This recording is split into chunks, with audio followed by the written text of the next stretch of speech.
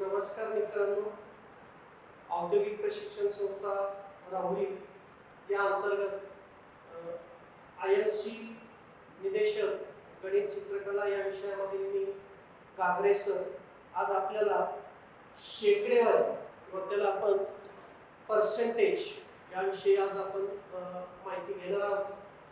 आमच्या औद्योगिक प्रशिक्षण संस्था राहुरीचे प्राचार्य माननीय भोसले सर यांच्या उपक्रमाला या आपण व्यवस्थितपणे प्रतिसाद देता, तर तोच प्रतिसाद यापुढेही द्यावा अशी मी अपेक्षा करतो. आणि आपला आज पर्सेंटेज किंवा शेकडेवारी म्हणजे काय हे आपण या ठिकाणी थोडक्यात समजून घेणार आहोत. तर व्यवहारामध्ये आपण नेहमीच शेकडेवारीचा उपयोग करत असतो.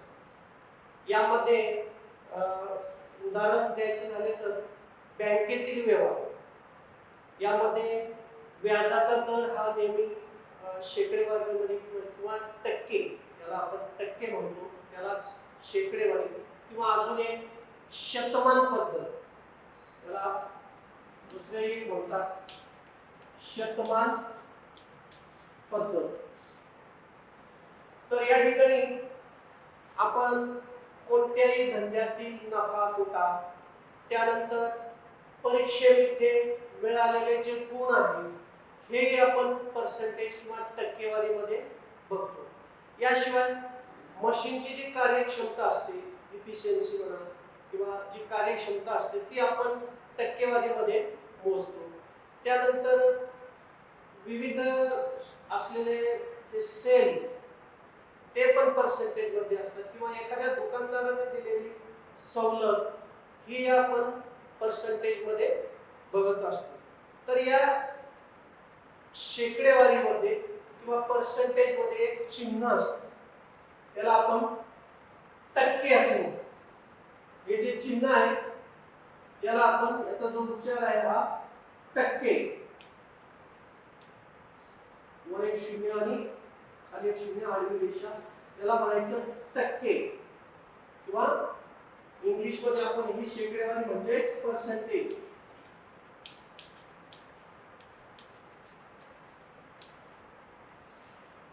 असे या ठिकाणी म्हणतो. तर टक्के म्हणजे काय, जर आपण परीक्षेत बघितलं तर आपल्या एखाद्या विद्यार्थ्याला आपण म्हणतो 45% गुण मिळाले. 45% गुण मिळाले म्हणजे काय, तर 100 पैकी 45 गुण मिळाले. म्हणजे याचा जो बेस आहे हा 100 असतो. या 100 पैकी 45 गुण मिळाले म्हणजे या ठिकाणी याचा अर्थ होतो 45%. अशा पद्धतीने हे पर्सेंटेज म्हणजे टक्के असतात. अजून पाहता येईल 65%. 65% म्हणजे काय, याचा अर्थ येईल 100 पैकी 65 म्हणजे 65%. या ठिकाणी टक्के म्हटल्यानंतर हे 100 हे गृहीत धरले जातात, ते लिहित नाही आपण या ठिकाणी. फक्त जे अपेक्षित असेल, काही सूट म्हणा किंवा काही नफा म्हणा, काही तोटा म्हणा किंवा काय त्याच्यावरती एखाद्या मशीनची कार्यक्षमता म्हणा, ही या ठिकाणी आपण टक्केवारीमध्ये सांगू शकतो. तर याच्यामध्ये अजून आपल्याला बरेचसे रूपांतर करता येतात पर्सेंटेज मध्ये. पहिलं बघू आपण शेकडेवारी जी आहे, म्हणजे पर्सेंटेज जे आहे याचं रूपांतर आपल्याला दशांश अपूर्णांकात करायचं. म्हणजे शेकडेवारीचे रूपांतर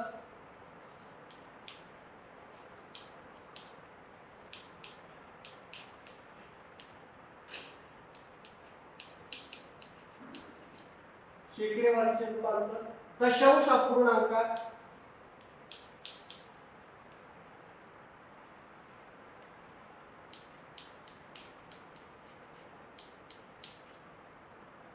करायचे.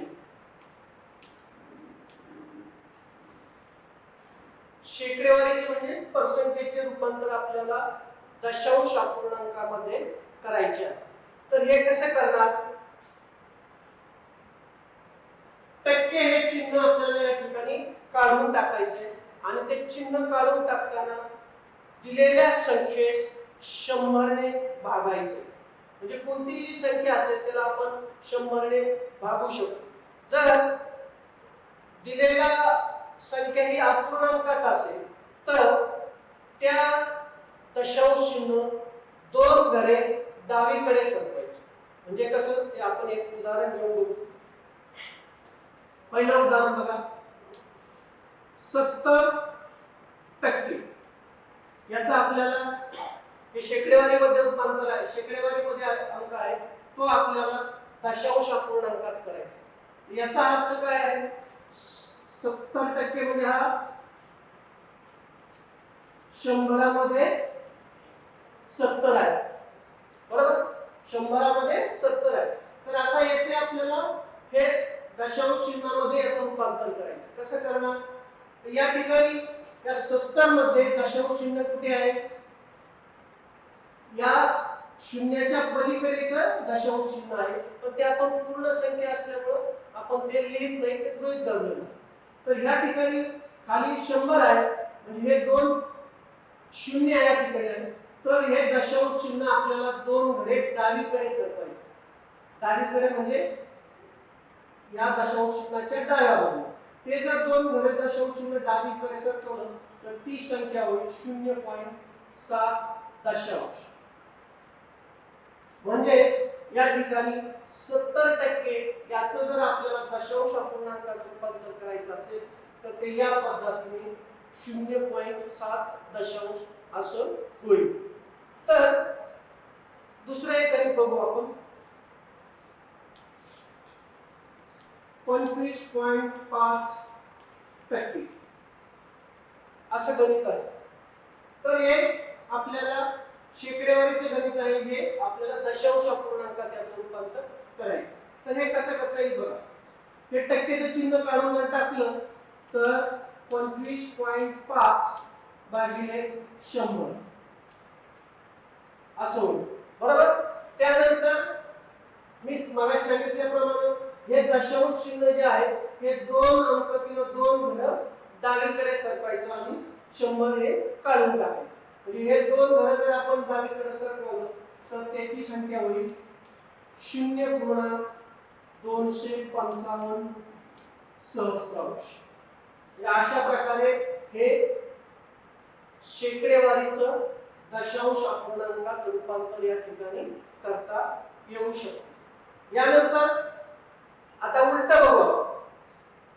दशांश अपूर्णांकाचं शेकडेवारीमध्ये रूपांतर कसं करायचं ते बघू. दुसरा आकडा दशांश अपूर्णांकाचे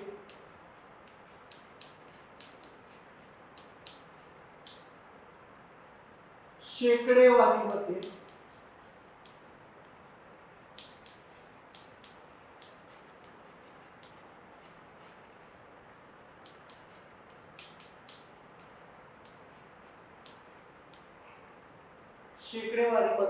रूपांतर या ठिकाणी करायचं.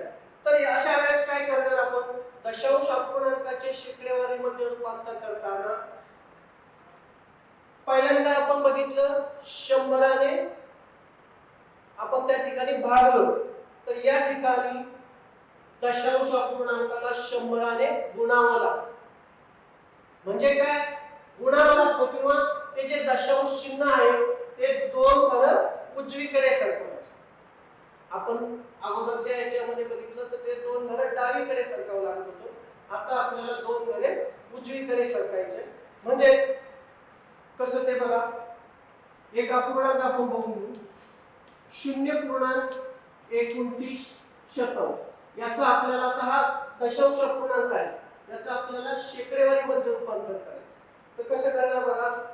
याला 100 ने गुणायचं. मगाशी आपण 100 ने भागलं, या ठिकाणी 100 ने गुणायचं.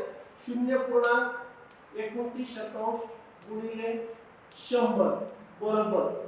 हे जर गुणाकार केला तर ऑटोमॅटिकली हे दशांश चिन्ह आहे हे 2 घरं पुढे सरकलं आणि याचं जे उत्तर आहे ते 29%.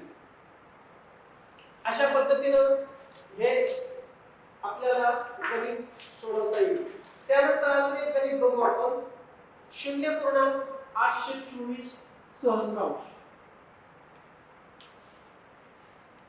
824 सहस्रांश याचा आपल्याला शेकडेवारीमध्ये रूपांतर करायचं. शेकडेवारीमध्ये रूपांतर करायचं. आता आपण या ठिकाणी याला काय करायचं, पहिल्यांदा 100 ने गुणायचं. म्हणजे 0.824 गुणिले 100 बरोबर.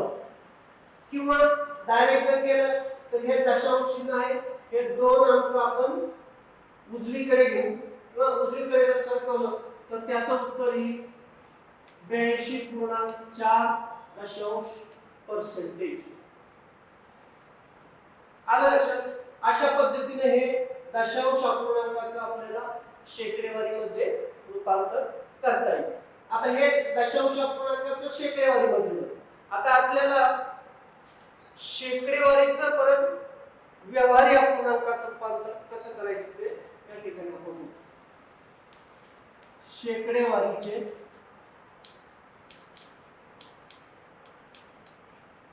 व्यवहारी अपूर्णांकात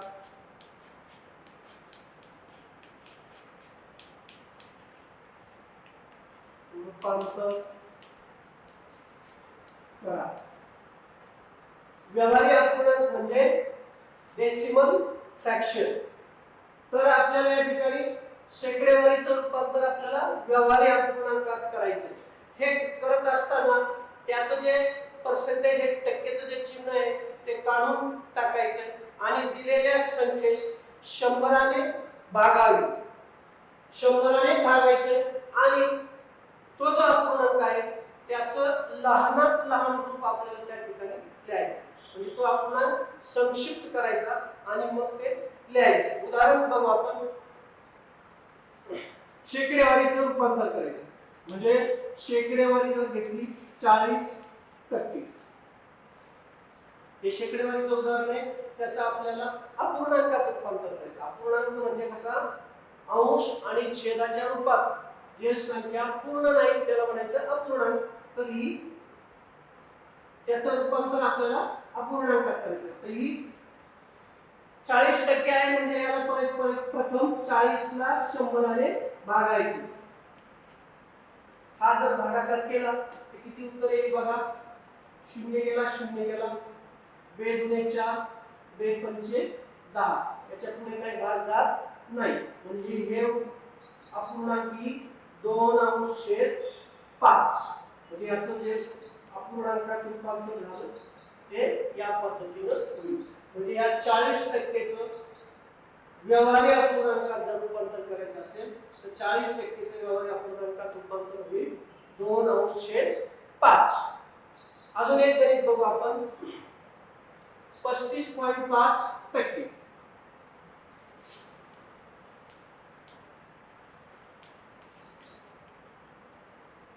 35.5%. आता हे टक्के चिन्ह काढून टाकायचं आणि त्याला पहिल्यांदा 100 ने भागायचं. म्हणजे 35.5 भागिले 100. तर या ठिकाणी भागाकार करण्यासाठी सोपं जाण्यासाठी पहिल्यांदा आपण हे दशांश चिन्ह काढण्याचा प्रयत्न करायचा. हे दशांश चिन्ह जर एक अंक उजवीकडे सरकवलं तर अंशातही एक अंक उजवीकडे सरकवल्यानंतर आपल्याला छेदातही एक अंक दशांश चिन्ह पुढे सरकावं लागेल. म्हणजे हे जर एक अंक पुढे सरकवला तर याची किंमत होईल 355 आणि खाली होतील 100 च्या ऐवजी 1000 होतील. तर आता आपल्याला याचा भागाकार करायचा. पहिल्यांदा याचा भागाकार करायचा म्हणजे या अपूर्णांकाला संक्षिप्त रूप द्यायचं. तर पहिल्यांदा आपण 5 ने जर भागलं 5 × 35 आणि 5 × 5 5 गुणे 10 आणि 0 दशक म्हणजे 71/200 हा एक या ठिकाणी अपूर्णांक तयार होतो. अशा पद्धतीने 35.5%चं व्यवहारी अपूर्णांक 71/200 छेद अशा पद्धतीनं या ठिकाणी तयार होतं. तर यानंतर आता आपण शेकडेवारीचं व्यवहारी अपूर्णांकात रूपांतर केलं. हे करत असताना आपण त्याला 100ने भागलं आणि संक्षिप्त रूप दिलं. जो अपूर्णांक तयार होईल त्याला संक्षिप्त रूप देऊन त्याचं उत्तर काढलेलं आहे. तर आता आपल्याला याच्या विरुद्ध परत क्रिया करायची. काय करायचं आता? व्यवहारी अपूर्णांकाचे शेकडेवारी रूपांतर कसं होतं ते या ठिकाणी बघायचं. तर या ठिकाणी व्यवहारी अपूर्णांकाचं शेकडेवारी रूपांतर करताना दशांश चिन्ह जे आहे हे 2 घरे आपल्याला उजवीकडे सरकावं लागेल. म्हणजे कसं ते बघा. एक उदाहरण बघू आपण. 3/5 हा व्यवहारी अपूर्णांक आहे. तर याचा आपल्याला शेकडेवारी मध्ये रूपांतर करायचं. तर हा जो भागाकार आहे, अपूर्णांक म्हणजे भागाकाराच्या स्वरूपात आपण लिहिलेला असतो 3/5. हा जो भागाकाराच्या रूपातला अपूर्णांक आहे, तर याचा आपण पहिल्यांदा भागाकार करून घ्यायचा. कसा करून घ्यायचा? जसं आपण नेहमीप्रमाणे भागाकार करतो 3/5. 3 ही संख्या लहान आहे, 5 ही संख्या मोठी आहे, भाग जात नाही, म्हणून आपण पहिल्यांदा दशांश चिन्हाचा भाग देऊन टाकतो. म्हणजे आपण शून्य किती घेऊ शकतो त्याच्यानंतर. म्हणजे 5 × 5 = 5 × 5 = 15 × 5 = 20, 5 × 30. बरोबर? 5 × 30. तर या ठिकाणी किती येईल मग दशांश चिन्ह? 6. 0.6.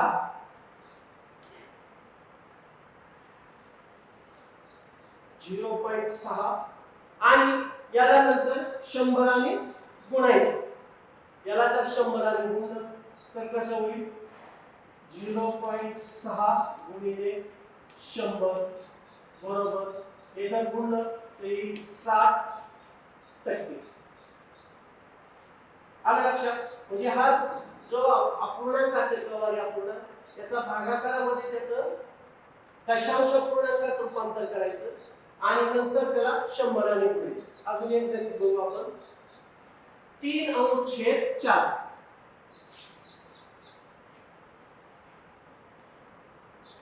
आता याचा भागाकार बघू. 4 ने 3 ही लहान संख्या आहे, भाग जात नाही म्हणून दशांश चिन्हाचा भाग दिला. 4 ने 30 होईल या ठिकाणी. 4 × 4 = 4 × 4 = 12, 4 × 16, 4 × 25, 4 × 7 = 24, 4 × 7 = 28. 28 30 मधून 28 गेल्यानंतर खाली राहतील 2 आणि 4 × 5 = 20 म्हणजे येईल 75. तर या दशांश अपूर्णांकाचं रूपांतर आपण या ठिकाणी दशांश अपूर्णांकामध्ये केलेलं आहे. आणि आता याचं आपल्याला पर्सेंटेज मध्ये करायचं. याला 100ने गुणायचं. गुणिले 100. हे जर गुणाकार केला तर या ठिकाणी पर्सेंटेज येतील 75%. अशा पद्धतीने व्यवहारी अपूर्णांकाचं रूपांतर आपण पर्सेंटेज मध्ये करू शकतो. यानंतर काही गणित आहेत की आपण आता याच्यावरती सोडवून बघू.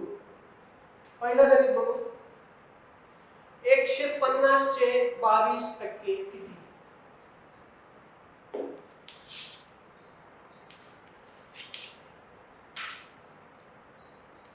150 चे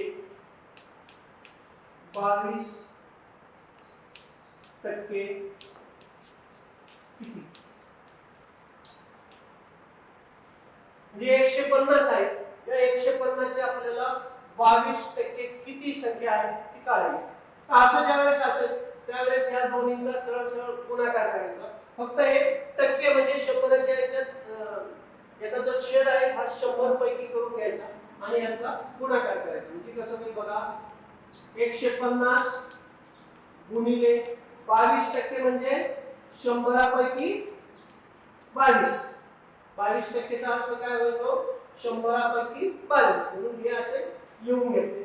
याचा जर गुणाकार केला, हा गेला 5 × 15, 5 × 10, 1 × 11, 11 × 33%. म्हणजे याचं जे उत्तर येतं ते येतं 33%. तर अशा प्रकारे हे 150 चे 22% किती होतात? 33% नाही. 150 चे 22% होता फक्त 33. आलं लक्षात? अजून एक गणित बघू आपण. 1200 किलोमीटरचे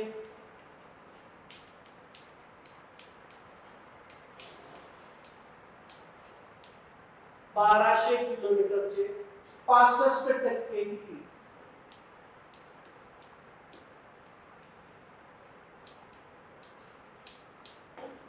म्हणजे 1200 किलोमीटर आहे, याच्यापैकी फक्त 65% किलोमीटर कुठपर्यंत होतात किंवा किती किलोमीटरला 65% होतात.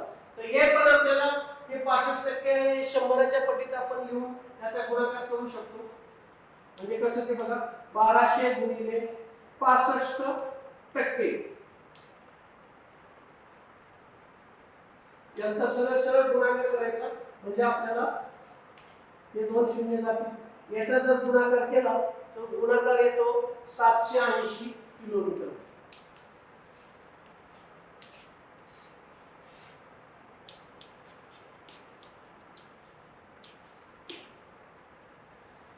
अशा पद्धतीने हे सोपे सोपे गणित आहेत. याच्यापेक्षा थोडीशी अवघड आपण गणित बघू. एका कामगाराला त्याच्या एकूण मासिक पगारातून, तिसरे गणित, एका कामगाराला त्याच्या एकूण मासिक पगारातून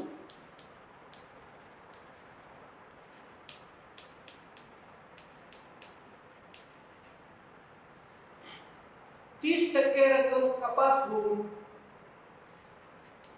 30% रक्कम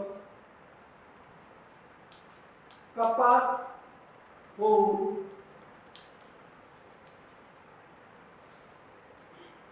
त्याच्या हातात 9,870 रुपये मिळतात.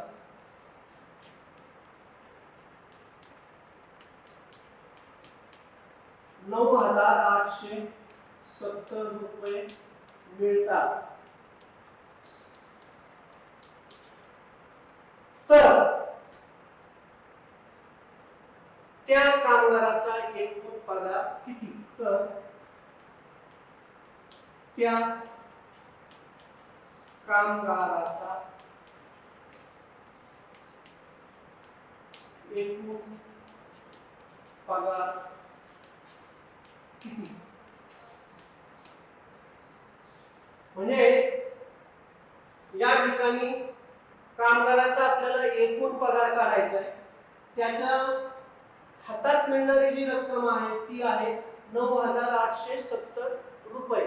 पण त्याने अगोदर काहीतरी उचल घेतली असेल, ती जी कट केली, ते कटिंग आहे त्याचं 30% रक्कम. 30% रक्कम त्या पगारातून कट होते. तर त्या कामगाराचा त्या महिन्याचा मूळ पगार किती हे आपल्याला या ठिकाणी काढायचे. तर या कामगाराचा पगार जो आहे तो 100% पगार होतो, तेव्हा त्याचा पगार किती कट होतो? 30%. म्हणजे 100% पगारातून कपात किती होते? 30%. बरोबर? म्हणजे त्याच्या हातात किती भेटतो पगार? 100%तून 30% जर गेले तर त्याच्या हातामध्ये जो पगार भेटतो तो फक्त 70% पगार त्याच्या हातात भेटतो. कसं ते बघा, 100% वजा 30% कपात होते, म्हणजे 30% बरोबर 70% पगार त्याच्या हातात मिळतो.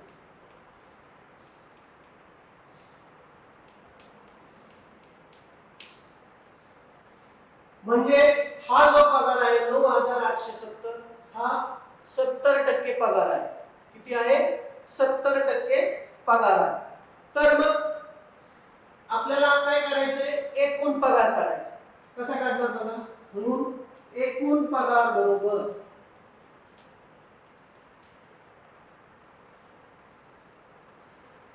किती आहे?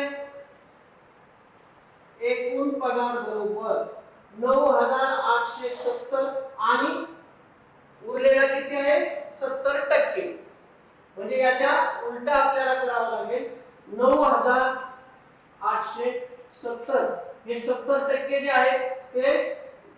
संख्येने गुणायचे म्हणजे गुणिले 100 भागिले 70. अशा पद्धतीने जर केलं तर बघा कसं होईल. हे 0 गेला, हा 0 गेला. 7 1 7, 7 1 7, 7 गुणे 14, सॉरी 2 8 राहतील, 7 चौक 28. त्याच्यानंतर 1 येईल, या 7 ला भागले 7 1 7 आणि 0, 1410. आणि हे 10 आणि याला जर गुणलं तर 14100. हे 1410 आणि या 10 आणि याला जर गुणलं तर 14100. म्हणजे त्याचा एकूण पगार किती होईल? 14100 रुपये. हा त्याचा मासिक.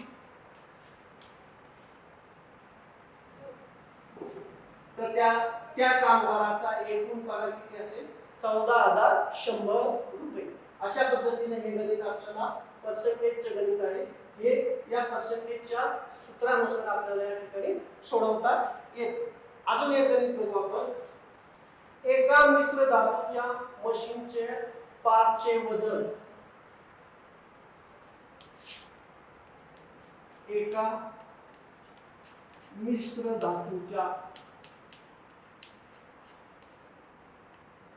मशीनच्या पार्टचे वजन 26 किलोग्राम आहे.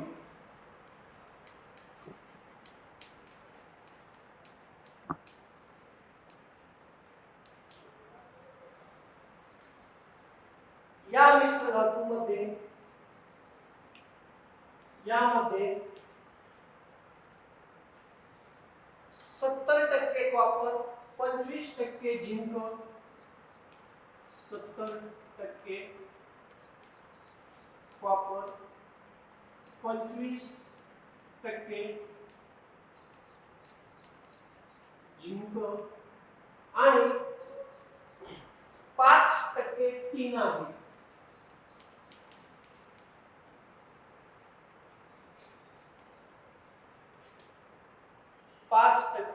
टीन आहे.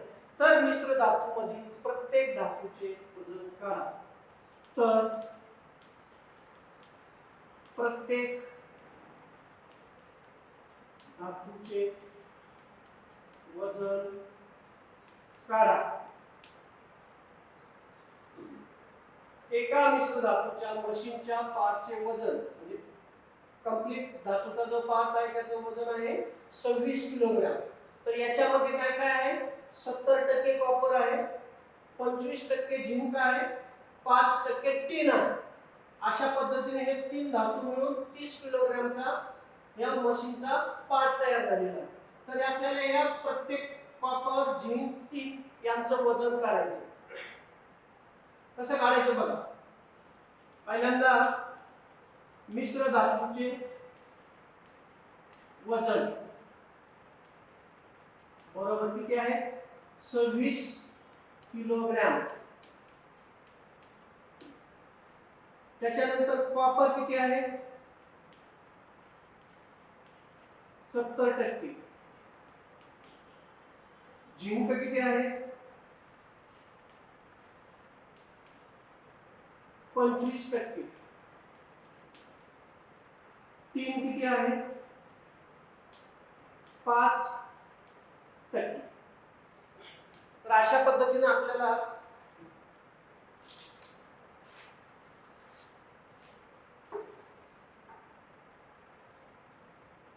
हे याच्यातलं वेगवेगळं प्रमाण आपल्याला दिलेलं आहे. तर ते आपल्याला काढायचं. तर पहिल्यांदा आपण बघू कॉपरचे वजन काढू. या 26 केजी मध्ये कॉपरचे वजन किती आहे ते या ठिकाणी काढू. तर कॉपरचे वजन बरोबर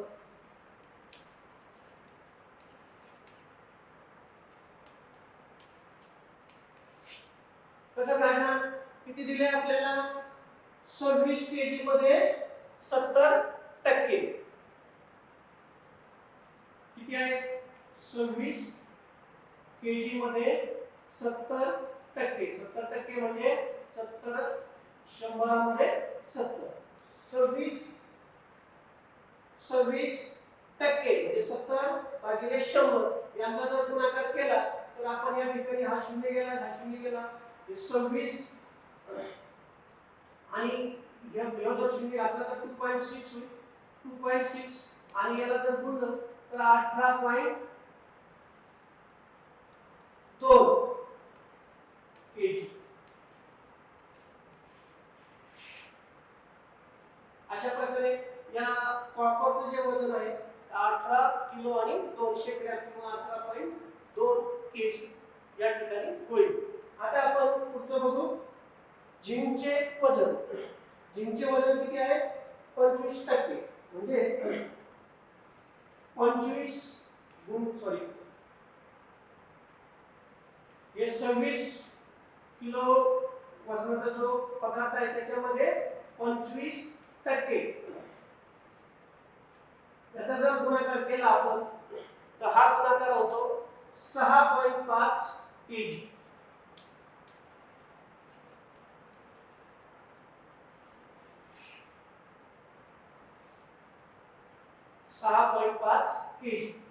तर पुढचा जो आहे तो आपल्याला शोधायचा धातू 3चे टक्के आहे 5 किती मध्ये 26 किलोग्राम मध्ये 5%. 3चे वजन बरोबर 26 किलोग्राम मध्ये 5%. याचा जर गुणाकार आपण केला तर त्याचा गुणाकार येतो 1.3 kg.